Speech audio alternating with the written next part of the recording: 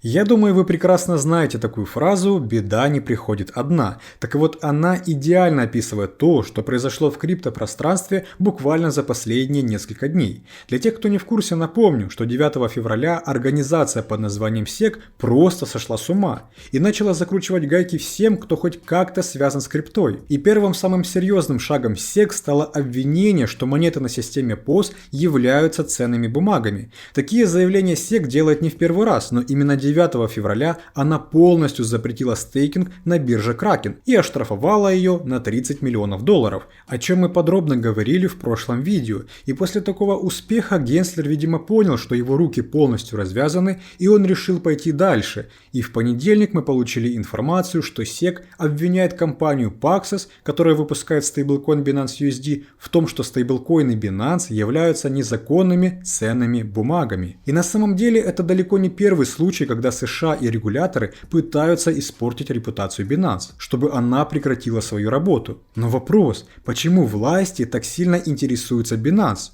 А это связано с тем, что именно Binance контролирует около 90% оборота всей крипты в мире. США совершенно не хочет, чтобы целая индустрия была в руках всего лишь одной биржи, которая слабо поддается законодательству Америки. А вот биржа Coinbase для этого отличный вариант, ведь она официально контролируется США. Конечно, блокировка Binance USD активно повлияла на крипту, а также на инвесторов. И начиная с 13 февраля Америка официально объявила войну против Binance. И в сегодняшнем видео нам предстоит разобрать, насколько серьезное может быть это событие и какие последствия будут для Binance. Поэтому смотрите ролик до конца, и вы узнаете, зачем заблокировали Binance USD, почему США хочет закрыть Binance, как Coinbase специально сливала биржу CZ и что будет с криптовалютой. Перед просмотром поддержите видео лайком, ведь мы постарались собрать для вас как можно больше информации, и поэтому ролик получился максимально интересным. Желаю вам приятного просмотра, давайте начинать.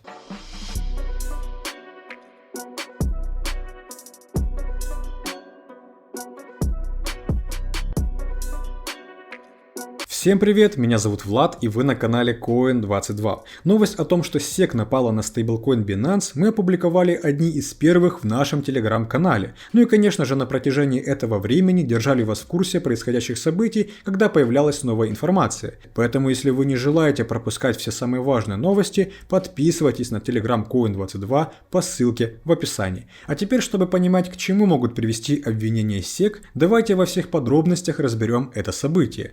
Все началось 12 февраля, когда издание Wall Street Journal сообщило, что криптофирма Paxos сталкивается с иском от SEC по стейблкоину Binance USD.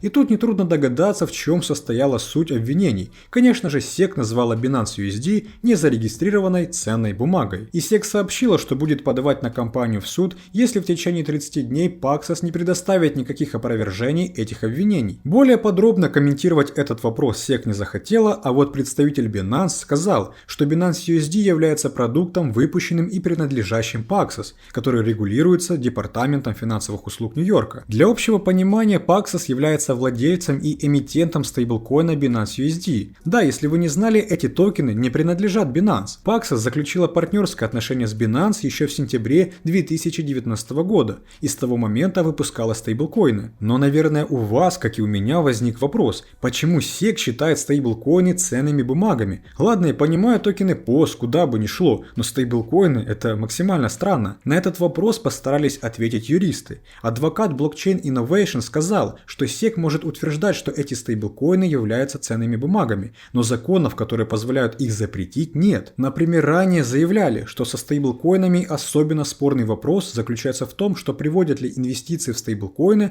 к ожиданию прибыли.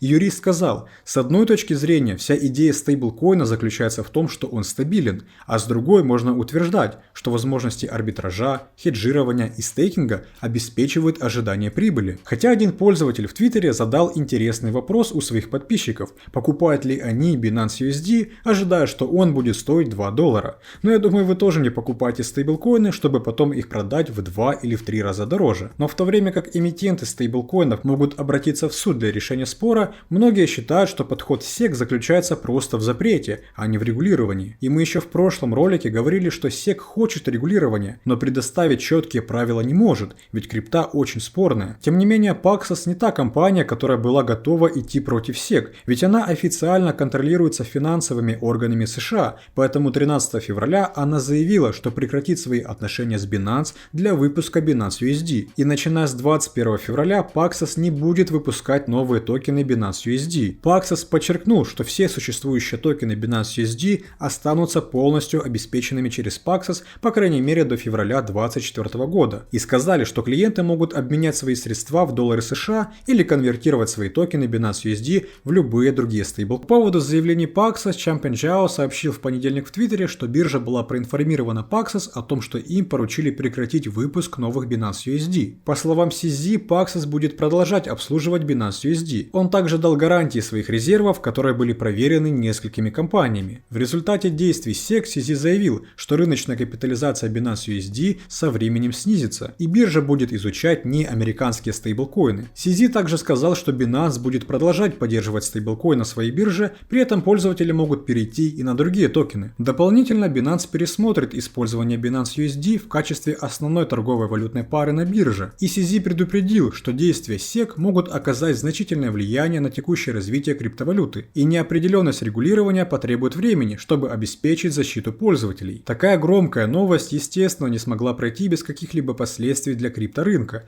Прежде всего, это связано с влиянием на стейблкоины. Binance USD потерял более $1,5 миллиарда своей капитализации и наверняка продолжит ее терять, как об этом говорил CZ. Но инвесторы прекрасно помнят, что было со стейблом Terra, поэтому для своей же безопасности начали активно выводить монеты с бирж, из-за чего в совокупности вывод находился на уровне $500 миллионов в сутки. Но у любого человека появится вопрос: если на рынке мы имеем 3 самых популярных стейблкоина, почему обвинения пошли только в сторону Binance USD? Почему не трогают USDT или USDC, которые по логике SEC также можно расценивать как ценные бумаги? А я вам отвечу. По большей части все случаи, где в чем-либо обвиняли Binance, похожи на спланированные провокации, и поверьте мне, за последний год их было предостаточно. Например, прокуроры США очень часто обвиняли Binance в незаконном отмывании денег и мошенничестве. Эта история началась еще 5 лет назад, и теперь США в любой негативной ситуации вспоминают эту историю. И последний такой случай был, когда обанкротилась FTX. Но CZ 1000 раз опровергал эти обвинения и писал в Твиттере о том, что не стоит вестись на эти слухи. А еще США обвиняла Binance в том, что биржа нарушает санкции против запрещенных организаций. Ведь после того, как США ввела санкции против Ирана, в интервью 7 иранских криптотрейдеров заявили, что они все равно продолжали пользоваться биржей. Но до этого Binance неоднократно предупреждала, что иранские трейдеры больше не смогут использовать сайт, а их счета ликвидированы. Также различные американские банки вставляли палки в колеса Binance и создавали проблемы для вывода. Из недавних случаев была новость о том, что один известный американский банк повысил минимальные комиссии на транзакции в долларе США, из-за чего Binance была вынуждена приостановить вывод и ввод валюты. И это привело к оттоку средств из Binance. Таких ситуаций было еще много, но вопрос, зачем это все нужно США? Как я говорил в начале, штатам не нравится тот факт, что всего лишь одна биржа, которая не зарегистрирована в Америке, контролирует более 90% всего рынка криптовалют. Естественно, власти могли быть более спокойными, если бы весь оборот криптовалюты проходил через биржу Coinbase, ведь она официально зарегистрирована в Америке, и акции компании торгуются на фондовых биржах, а как вы понимаете, контроль там сумасшедший. Так вот, Coinbase также неоднократно кидала камень в огород Binance. Например, в конце января директор Coinbase Конор Гроган обвинил Binance в инсайдерской торговле.